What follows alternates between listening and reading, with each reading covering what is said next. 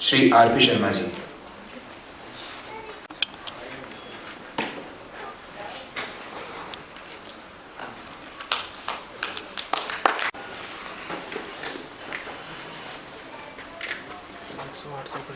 WhatsApp से आ रहा देखो नहीं काटो उसको अभी देखो वो फोटो दिखा दो वाली।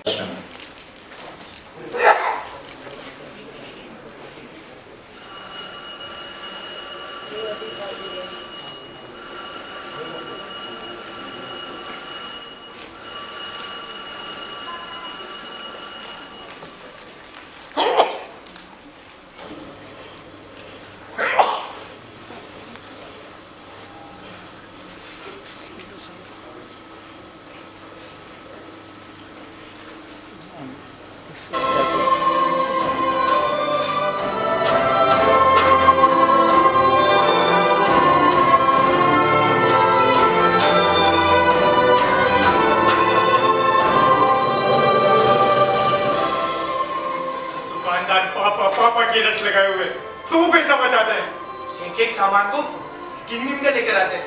आजकल की पीढ़ियों से पैदल नहीं चला जाता। मेरी शादी के लिए कर्ज लिया था, चुकता नहीं बना। मेरी पढ़ाई के लिए और कर्ज। क्या मैं पागल हूँ? क्या मैं उनकी मदद नहीं करना चाहता? कब छोड़ेंगे ये शब्द मेरे पीछा? कब छोड़ेंगे ये शब्द मेरे पीछा?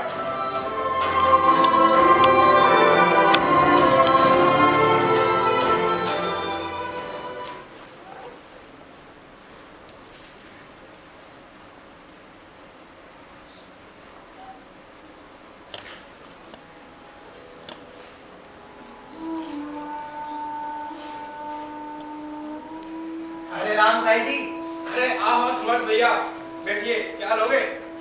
अपना सामान लेने आए थे। हाँ बैठिए, अभी मंगाता हूँ। बैठने का समय नहीं है हमारे पास। अरे भैया बैठो सभी, अभी तो आए हो, अभी मंगाता हूँ। रामू, अरे रामू, अरे काम मर गया। रामू मत जल्दी सोना निकाल। वो समर्थ भैया का समर्थ क्या क्या? हाँ मालिक, आओ चला जल्दी लाना। बैठो भैया, बुलाता है। कुछ सोच रहे हो भैया? अरे रामू, ये लो आपकी पर्ची, ये लो आपका सामान। 5 किलो आलू, 250 ग्राम मिर्ची, 250 ग्राम करना पड़ जाए भैया एक काम करो, एक शरबत की बोतल भी दे दो। रामू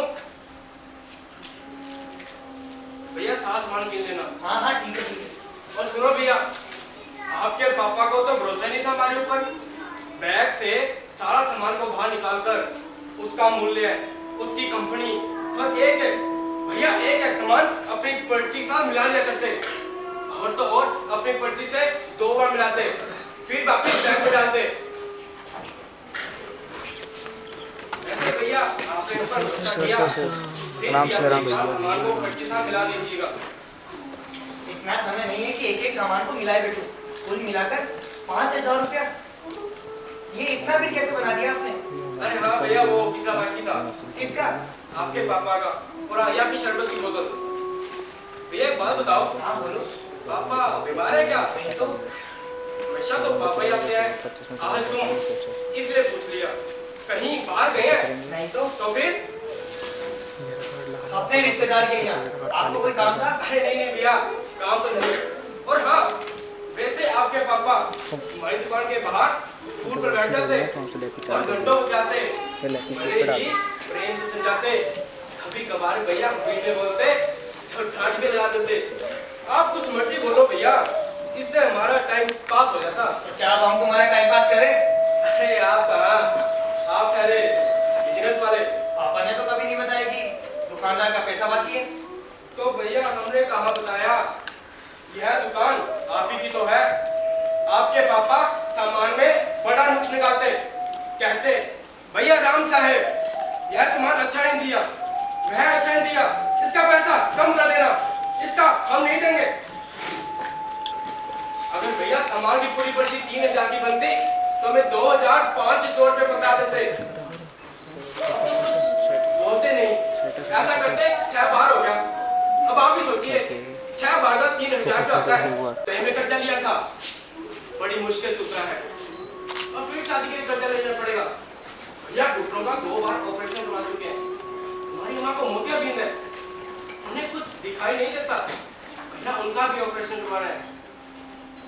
क्या क्या करें, तन और मन से टूट चुके हैं। अच्छा बस भैया कहते और चिंता में डूब जाते। अच्छा, चंद पैसों की अपनी बाजार में इज्जत उठवा लेते हैं क्या? अरे क्या बोल रहे हो? जिंदगी तक सोना नहीं वाले लोगों के सामने। अरे नहीं नहीं भैया, आप गलत समझ रहे हैं। हम तो आपके परिवार के माफिक हैं। ईश्वर की दया से यह दुकान उन्हीं की बदौलत है, वरना भैया हम आज कहीं पर मजदूरी कर रहे थे। फिर भी तुमने पैसा कम तो नहीं किया ना? समझ भैया, वापिस रख लीजिए, हमारा मन नहीं करता। उन्होंने एक ही चीज सिखाई थी कि धंधे में किसी को मत छोड़ना, वरना भूखे मरने की नौबत आ जाएगी। अधिक पैसों के मामले में तो किसी को मत छोड़ना। उनके सिद्धांत की वजह से मांग बैठे।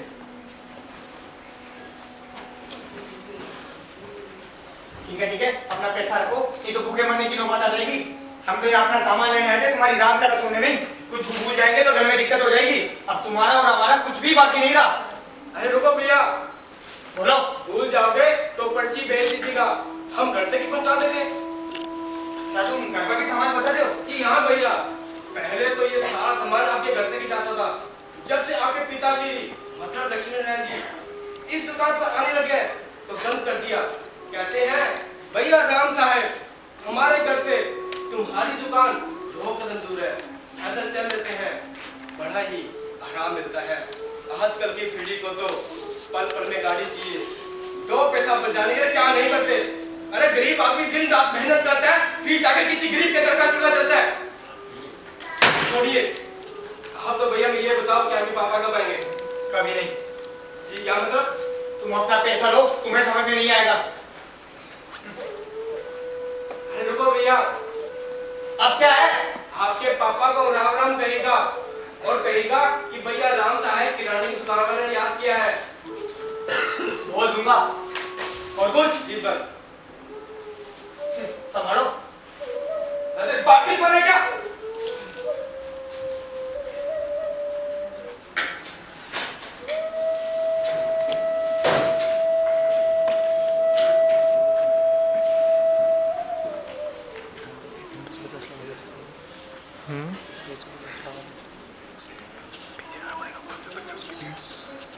मेरे कैमरे पर लगा है काम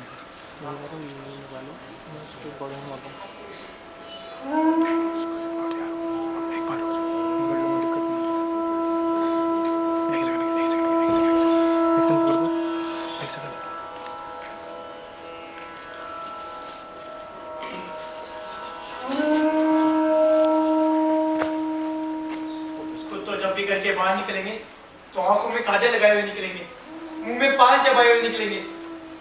60 साल की उम्र में जवानी छा रही है। घर के अंदर तो अंदर, अब बाहर भी मुसीबतें ही मुसीबतें होने लग गई। दुकानदार को कैसे बताऊं, उस दुकानदार को, उसका चले को बाहर निकाल देगा।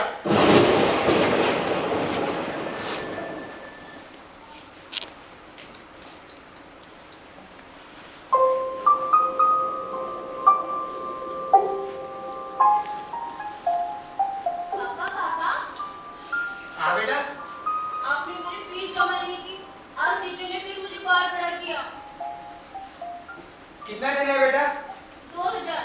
आपने कहा था शाम को मुझसे ले लेना। लाइए, नहीं तो कल फिर मुझे बाहर खड़ा होना पड़ेगा। 2000? लेकिन मैंने दुकानदार को। क्या बात है पापा? कुछ नहीं बेटा। कोई बात नहीं पापा, मैं अपने टीचर को बोल दूंगी। मेरे पापा अपने रिश्तेदार के यहाँ गए हैं, वापिस आने पर जमा करा दूंगी। आप परेशान ना हो। परेशान? परेशान तो लग रहे हो, और सामान चेक करके लाए हो या नहीं? तुमने मुझे बताया क्या? इसमें बताने की क्या बात है? पापा तो हमेशा चेक करके। हाँ, पापा तो हमेशा चेक करके ही लाते थे। गलत किया मैंने, मैं ही गलत हूँ। इसमें नमक की तेरी कहाँ है? अरे जरा ध्यान से चेक करो, शायद भूल गया होगा। लेकिन पापा होते तो कोई सामान नहीं भूलते। पापा, दादाजी कब बहुत जल्द बेटा, मैं लेकर आऊंगा दादाजी को। आपका दिमाग खराब हो गया? हाँ, मेरा दिमाग खराब हो गया। आज मुझे पता चला छोटी सी सीख जीवन में कितना बड़ा काम करती है। मेरे रहते हुए पापा इस घर में कभी नहीं रहेंगे।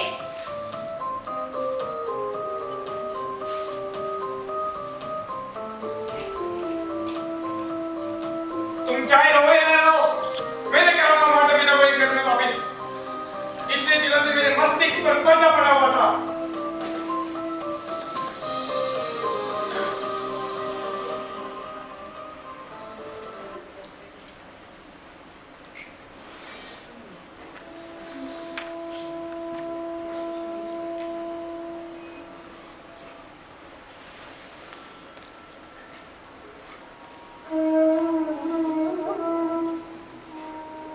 पढ़ाई का कोई मोल नहीं, पैसों का कोई मोल नहीं, डिग्रियों का कोई तोल नहीं, लेकिन मोल है तो सिर्फ माता पिता का।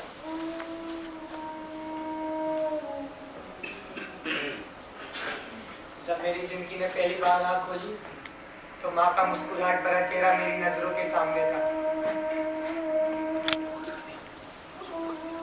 मैंने माँ से पूछा, माँ मैंने कौन सी दुनिया में जन्म लिया है माँ?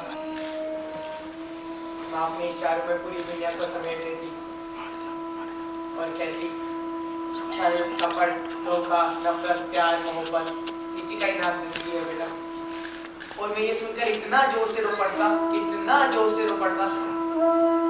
हॉस्पिटल के सारे होठों की नजर मेरे होठों पे थी। पर ऐसा भी कोई होता है? कैसा बच्चा है, कैसी माँ है? बच्चा रो रहा है, माँ देख रही है। माँ इससे पहले कि कुछ माजरा समझ पाती, वह मुझे अपनी कोख से चिपका लेती। दूध की गर्माहट जब मेरे मुंह में जाती तो अब सब कुछ शांत था। फिर माँ मुझे समझाती कि बेटा, दुनिया की आदत है बोलना, इस पे ध्यान ना दो। लेकिन मैं ना समझने वाला था। माँ कभी कभार मुझे पलंग पर फेंक देती तो मैं अकेला पड़ जाता। मैं हवाओं से बातें करता, हवाएं मुझे बहुत कुछ सिखाती। पूरब से पश्चिम की ओर, पश्चिम से उत्तर की ओर चलती और मैं ये देख करके खिला उठता, मुझे कुछ दे। माँ अपने काम को चली जाती। माँ के काम के जाने के बाद अंधेरा मुझे डराने की कोशिश करता और मैं रो पड़ता। फिर माँ आती तो ऐसा लगता जैसे एक नई रोशनी ने जन्म लिया, एक नई रोशनी का एहसास। पूर्णिमा से चांद, चंद्रमा के चांद तक का बड़ा होने का एहसास। इस पूर्णिमा के चांद का नाम था समझ। मैंने तो सिर्फ इतना ही जाना था कि माँ का रूप हंसी ठिठोली, आंसू के झंडे सभी जेल में समाये हुए, चोरी छिपी का खेल हो या फिर छुपन छिपाई का खेल। खेल में जब लगती थी तो एक बार बस ही की आवाज तो आ ही जाती थी। और रात आकर जब घर पर जाते थे तो पिताजी की आवाज का डर। समझ, कहाँ है तू? कहाँ गया नालायक? अरे क्या आप भी जब देखो मेरे बच्चे पे बस गुस्सा ही करते रहते हो। आज उसे छोड़ूंगा नहीं मैं।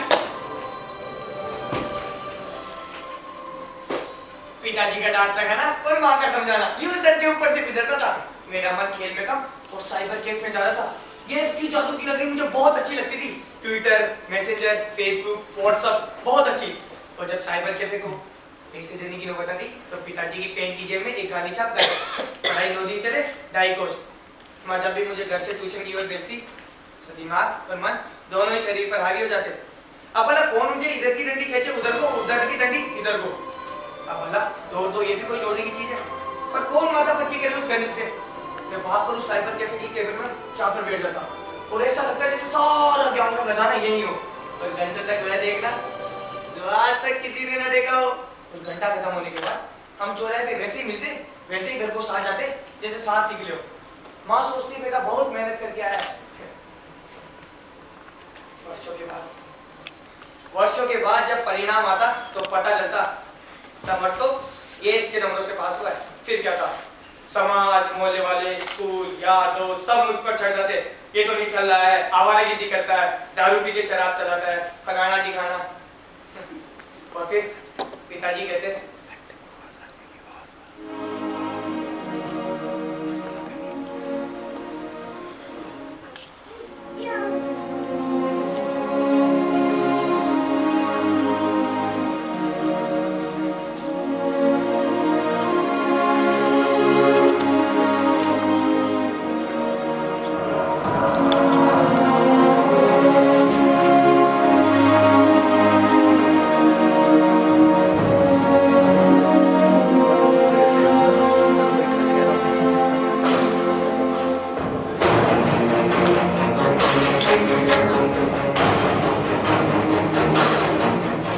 धन्नो, लगा दो किसी धंधे पर।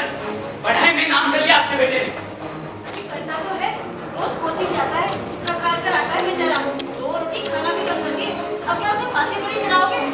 जब ट्यूशन ही गया था तो गैस के नंबरों से कैसे पास हुआ? मुफ्तखोर, नालायक, खाना और निकाल, किसी काम का नहीं है। बात करने की तमीज नहीं, कोई संस्कार, रीति रिवाज, सभ्यता कुछ नहीं सीखता। बहुत नाम करेगा अपने बाप का। क्या बकते हो? एक ही तो औलाद है हमारी, उस पर भी इतनी बौछार। हमेशा उस नालायक का पक्ष लेती तू। ये नहीं कि कभी उसकी पढ़ाई पर भी ध्यान दिया हो। अभी क्या कर रहे हो? मुझे लटका दो। क्या कर रहे हो? हाय राम, मुझे अनाथ करोगे क्या? तो इस नालायक औलाद की मारी क्या करूं? पानी की तरह पैसे बहाता हूं इस पे, जाने क्या करता है। सब ठीक हो जाएगा। क्या ठीक हो जाएगा? ठीक तो हो गया हूं जब से तुम्हें लाया हूं। देखो मुझसे तो ढंग से बात किया करो तुम। हमेशा उसका पक्ष से बात करो तुम। अंश में तो आता ही है। अब क्या बता? अरे राम, अब बहुत हो गया। अब मेरी साथ रहता ही ढोल। चल समझ। आप क्या कर रही हो? अपनी औलाद को लेकर जा रही हूँ। तंग आ चुकी हो ना तुम हमसे। अब मैंने ये कब कह दिया? अरे आज तो आपने ये भी कह दिया कि अंश ही आपका नहीं। अब गुस्से में कह भी दिया तो बुरा मानने की क्या बात है? गुस्से में तो कल कुछ और भी कह दोगे आप। होते तो मेरा तो भविष्य ही तबाह हो जाता। मेरे शरीक तू चानन ने मुझे इतना लापरवाह बना दिया था, इतना लापरवाह बना दिया था कि एक बार तो हद ही हो गई। मैं नशे में झूठना जानता अपने घर की ओर जा रहा था कि कब बोलने वालों के लाल से पड़े मुझे पता तक नहीं चला। उस दिन पता चला क्या पिता भी ऐसे ही होते?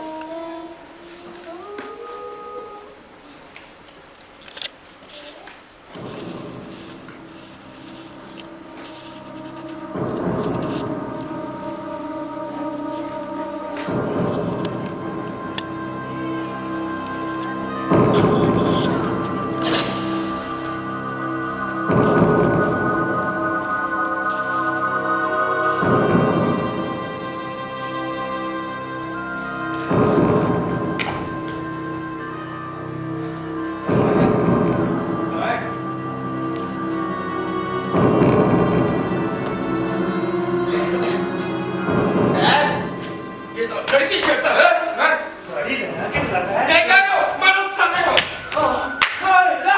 बाप कितना सीधा इज्जत लेके बैठा है और ये गाड़ी लहरा के चलाता है रोड से लड़की छेड़ता है ना पुलिस में तो साले को रुको रुको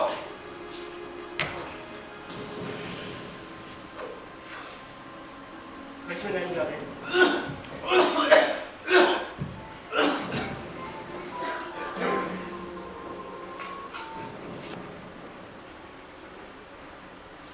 आप रहने दीजिए। मैं देखता हूं, इस नालायक ने आज मेरी इज्जत को रोड पर सरेआम बिखेर दिया। कितना पैसा खर्च करता हूं इस पर। मैं सोचता हूं रोज कोचिंग जाता हूं, मन लगाकर पढ़ाई करता है। अच्छे खानदान की औलाद है, कौन सा संस्कार नहीं डाला मैंने इसमें। मेरा खून नहीं रहा, इससे अच्छा होता मर गया होता, नसीब मेरा हुआ था। बस लक्ष्मण बस शराब के नशे में खल उतर जाएगी तो होश आ जाएगा। नई जवान पीढ़ी है, गलती किससे नहीं होती मानता हूँ, इसे शराब पी है, नशा किया है, क्या आप इसे जान से मार डालोगे? बख्श ना लीजिए इसका। आज से छोड़ूंगा नहीं। सांप में जहर पैदा हो उसे पहले ही कुचल देना चाहिए। आज मैंने इसकी गलती माफ की तो कल कुछ और करेगा।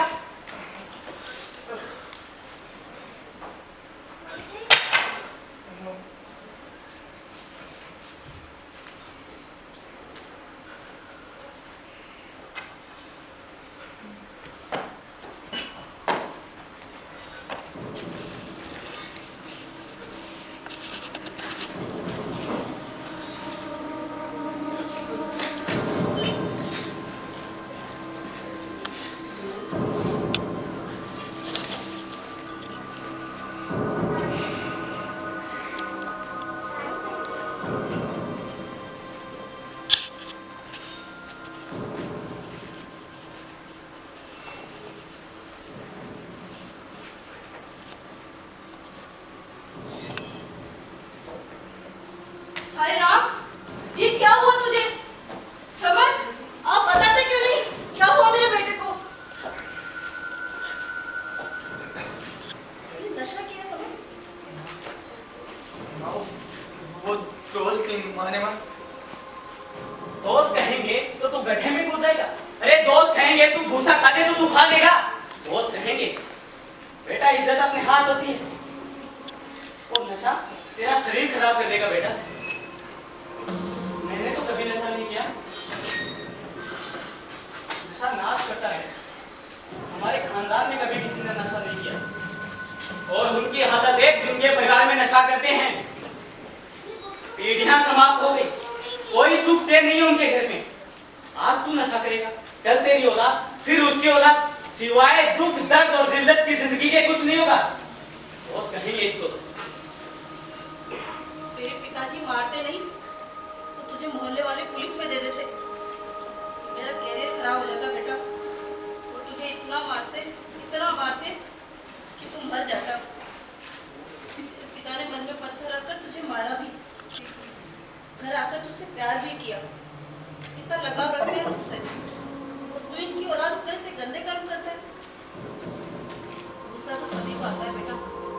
तेरे पिताजी को क्या, मुझे भी तुझ पे बहुत गुस्सा।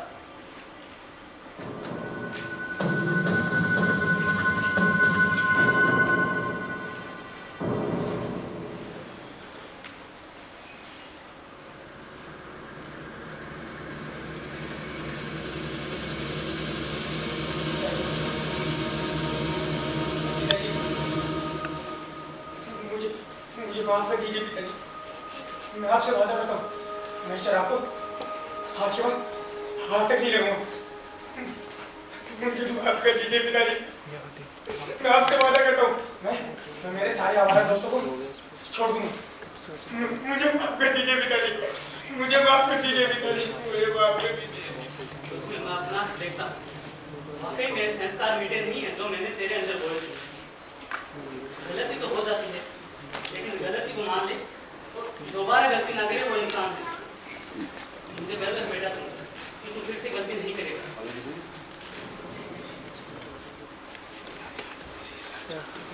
पिताजी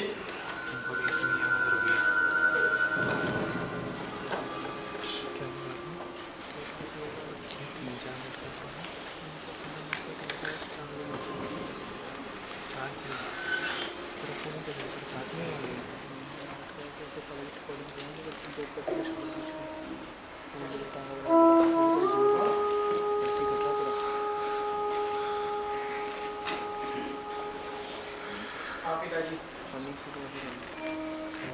बहुत प्यार करते हैं आप मुझसे। अगर उस दिन पिताजी ना होते तो एक दाग और लग जाता मुझ पर। मुझे गलती करने से बचाया।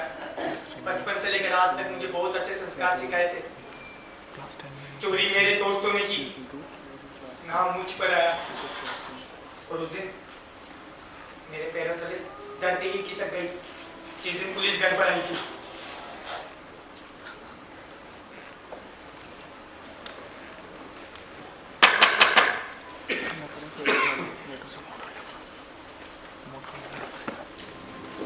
समर, श्री लक्ष्मी नारायण। समर्थ, समर्थ कौन है? ठीक नहीं समझ। अच्छा, तो तू है समर्थ। थाने जाना पड़ेगा मुझे मेरे साथ। थाने? क्यों? किस लिए? वो तो वहाँ चल के ही बताएंगे। मजाक कर रहे क्या? जाइए आप यहाँ से। कैसे बात करता है? चोरी करता है, ऊपर से तमीज नहीं। चोरी? नहीं, मैंने कोई चोरी वोरी नहीं की। और तमीज से तो आप बात कर रहे हैं क्या? पढ़े लिखे हैं हम। दो डंडे पड़ेंगे पिछवाड़े तो सब कुछ उगल दोगे अगवाड़े। इंस्पेक्टर साहब, तमीज से बात करिए। अगर आज पिताजी घर पे नहीं होते तो मैं आज आपको तमीज सिखा ही देता। तमीज से बात कर। क्या हो रहा है यहाँ पर?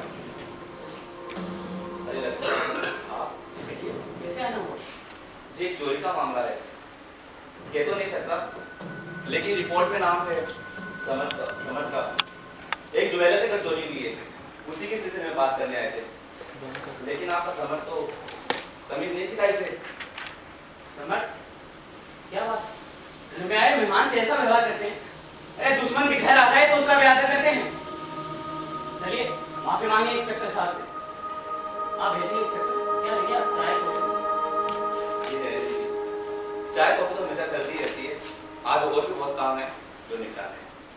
आपको कोई गलतफहमी तो नहीं इंस्पेक्टर? हमारे खानदान में कभी किसी ने चोरी नहीं की। मैं जानता हूँ लक्ष्मी नारायण जी, समर्थ ऐसा नहीं कर सकता, लेकिन क्या करें, आप तो जानते ही हैं, जब रिपोर्ट में नाम लिखा हुआ है तो जांच पड़ताल तो करनी पड़ेगी। समर्थ जी, पिताजी, क्या तुमने वाकई चोरी की? सच बोलना है समर्थ। नहीं पिताजी, मैंने कोई चोरी वोरी नहीं की। जिन्होंने चोरी की वो मेरे दोस्त जरूर हैं।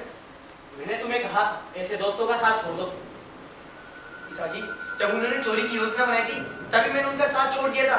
मैं आज उनसे मिला तक नहीं। क्या तुम पक्के से कह सकते हो कि ये चोरी तुम्हारे दोस्तों ने की है? हाँ इंस्पेक्टर साहब, जब उन्होंने चोरी की योजना बनाई थी तब मैं भी उनके साथ ही था।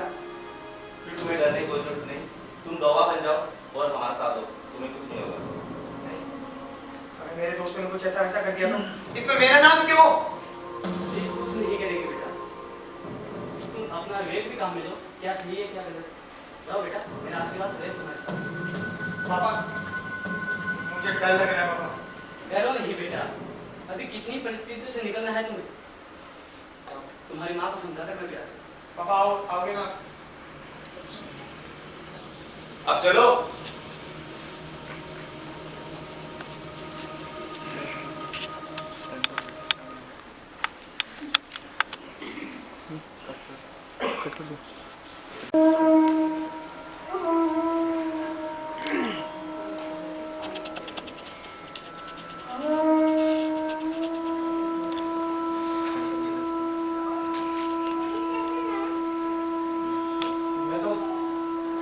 मैं तो भाग रहा था पुलिस से, पुलिस की बर्बादा से, बदनामी से। लेकिन पापा ने मुझे हिम्मत दी। बचपन से लेकर आज तक मुझे बहुत अच्छे संस्कार सिखाए थे कि बड़ों का मान सम्मान करो, उन्हें आदर दो। अगर दुश्मन भी घर पर आ जाए तो उन्हें बराबरी की इज्जत दो। घर एक जन्नत है, मंदिर है। मुझे विवेक और अविवेक का ज्ञान कराया, कठिन परिस्थितियों में निर्णय लेना सिखाया और मुझे ये तक भी सिखाया कि अपनी क्षमता से अधिक कार्य ना करो। माँ ने मुझे गुस्से पर काबू करना सिखाया और हर बार में मेरा ही समर्थन किया। और एक दिन मैं माँ और पिताजी की बातें सुन रहा था। वह कुछ मेरे निर्णय की बातें कर रहे थे और पिताजी कह रहे थे, आखिर बेटा तो मेरा ही है।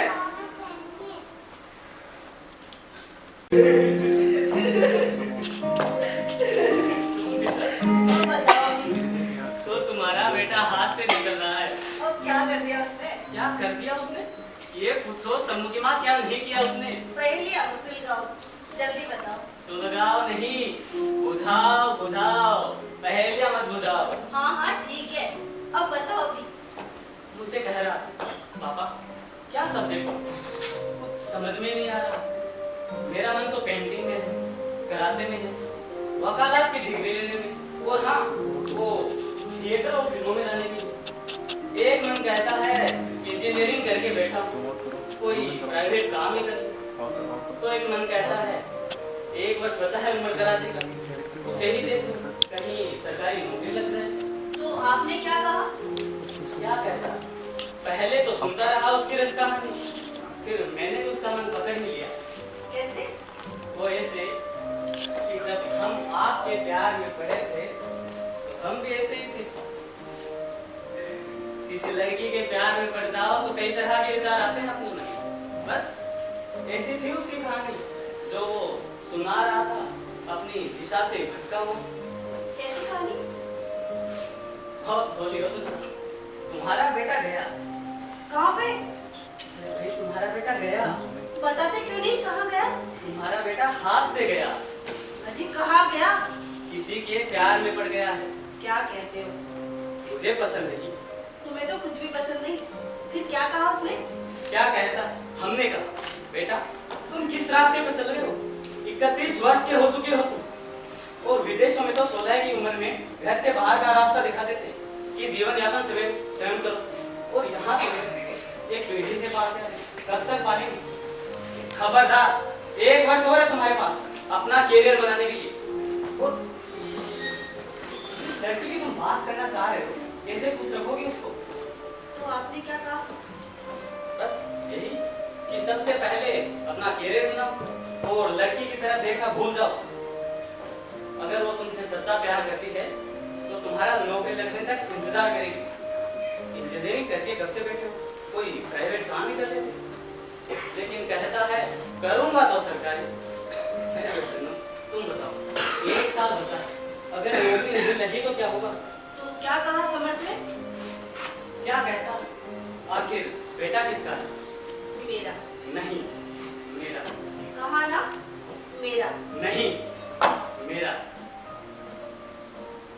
मेरा होगा तो उसने कहा होगा हाँ पिताजी ठीक है, जैसा आप उचित समझे। हाँ शांति, यही कहा उसने।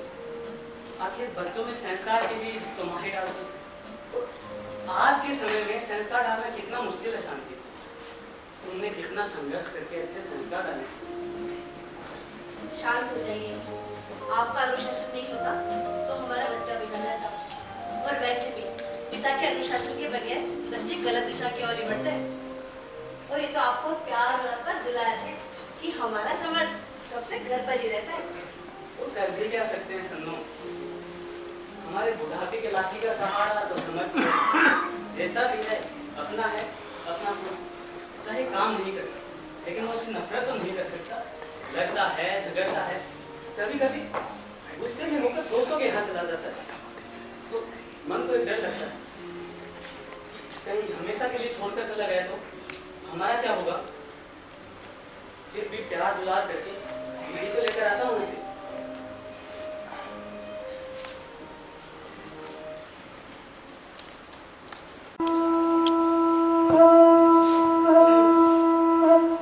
हाँ पापा, आप मुझे बहुत प्यार करते हैं पापा। मैंने ही आपके विश्वास को तोड़ा है। ईश्वर कभी माफ नहीं करेगा मुझे, कभी नहीं।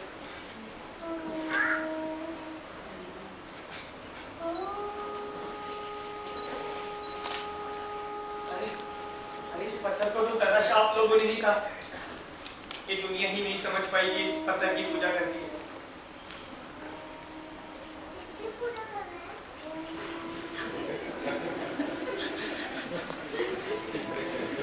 किस अवस्था में होंगे आप वृद्धाश्रम में?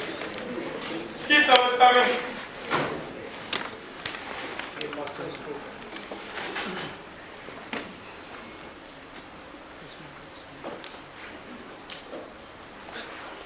सन्नो, यहाँ की नजर हो गई।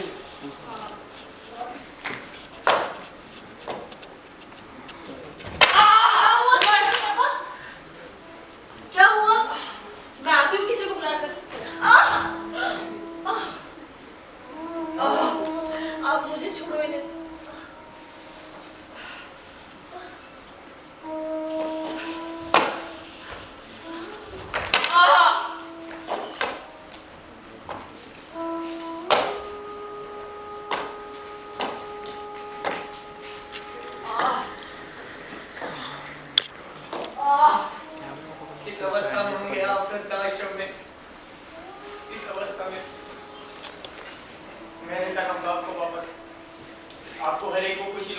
जो बचपन से लेकर आज तक आपने मुझे दिए।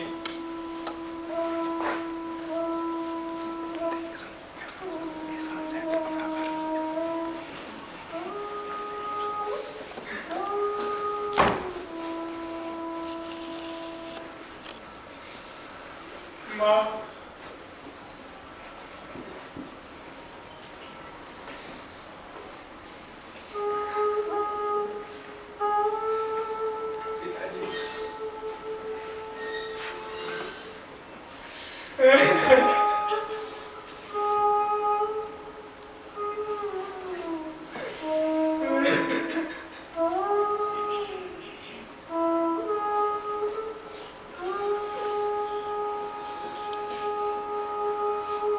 जिस लड़की को मैंने अपने स्वर्ग की उर्वशी समझा, अपनी जीवन संगनी बनाया, उसी के ही कहने पर अभी तो दिलाया था। परंतु वो खराब हो चुके हैं। कुछ दिन रुक जाओ, अपनी परीक्षाएं आ रही हैं। पढ़ाई करो। मैंने कहा मुझे नहीं आता बस। ये क्या बदतमीजी ईशान? कहा ना कुछ दिन रुक जाओ, अभी पैसे नहीं है। क्या पैसे नहीं है? अभी तो आपने कहा था कि पापा के घर में 16,000 रुपए है, अब तो पैसे नहीं है। उससे बिजली का बिल भरना है, तुम्हारे पेट के लिए नहीं है, समझे? मुझे मना करती है श्याम। तुमने अपनी मम्मी को थप्पड़ मारा। हम मारा जब मैंने अपनी दादी का थप्पड़ मारा था, आपने मना किया था ना कि मेरे बेटे सामने कोई गलती नहीं की। आज फिर वही तुम।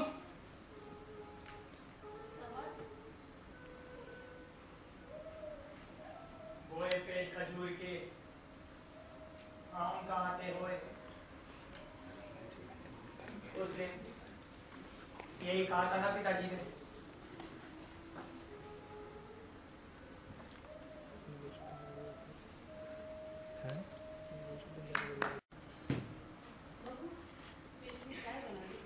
बहुत दर्द है सर।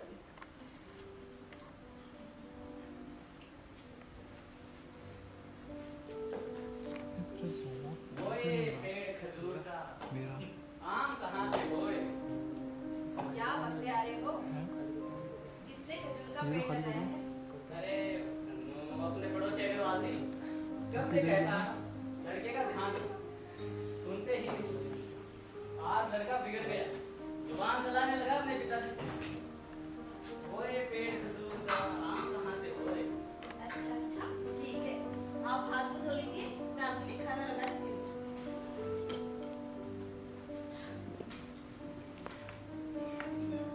आज कुछ इच्छा नहीं है इसकी। ला दे। हाँ मैं ला दूँगी। अरे बहू, ओ बहू, श्याम, अरे दादाजी, अरे आजा। और कैसा है? दादाजी आपकी बात करनी है। बोलो बेटा। दादी देखना क्या मेरा आईपैड है, गाना है, बहुत शानदार है। अच्छा, बहुत बढ़िया। मैं दिला दूंगा ना। अरे दादाजी पक्का, आप बहुत अच्छे हैं। अभी जाइए ना प्लीज। ये अम्मी की दादी है। तो आ जाएंगे ना अपने अभी। तो दिला दूंगा पक्का। प्रॉमिस। सन्नो, क्या हुआ? हाँ जी आ रही हूँ। ये बहू भी न जाने कहाँ चली गई। सारी रसोई चौपट बिखरी पड़ी है। 2 दिन से बर्तन भी साफ नहीं किए इसने। आप बिजली का बिल जमा करा देना, कल 8 बजे में। लो, ये रुपया लो। दादी ये रुपए मुझे दो ना। बाजार में ना आईपैड है, गाना बहुत शानदार है। खबरदार शाम, जो रुपयों को छुआ भी दो। कल बिजली का बिल भरना है। और दादी पापा है ना, बिजली का बिल भर देंगे। आप ही पैसे मुझे दो, बिजली का बिल मैं भर दूंगा। शाम, बच्चों का काम नहीं है बिजली का बिल भरना। और तुम्हारा कैसे विश्वास करूं मैं? कल तुमको नया आईपैड लाया तो? जल्दी दिला दो ना प्लीज। बेटा समझो, आईपैड तुमसे ज्यादा थोड़ी है।